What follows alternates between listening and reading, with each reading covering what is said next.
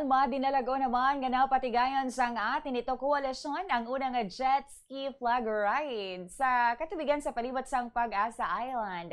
Isa ini ka importante nga bahin sang ila ika-4 na nga civilian mission sa West Philippine Sea. Ini nga symbolic activity nagapakita sang padayon nga panindugan sang grupo sa pagtibong sang soberanya kag territorial rights sang Pilipinas. Paagi sa malino nga civil action, bisan pa sa padayon nga presensya sang China sa lugar. Sa interview sang Bomba Radio kay Akbayan Representative Dada Kiram Ismula nga among nanguna sa jet ski flag ride, ginpahayag sini nga bangod may Mindawanon anay nga nagpromesa nga magsakay sa jet ski dito sa West Philippine Sea apang wala man natuman, isa man ka Mindawanon nga babayi ang matuman sang among nga promesa.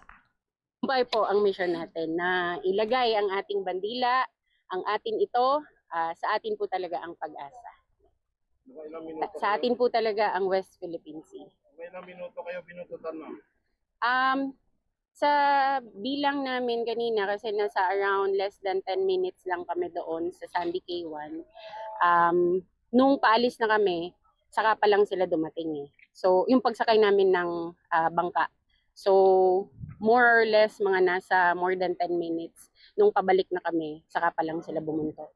Pero sa tingin namin, hindi kami binuntutan eh. Pumunta sila doon sa Sandy K1, baka tinignan nila anong nilagay namin doon. Yes, nandun po yung flag natin, ang bandila ng Pilipinas at syempre ang atin ito.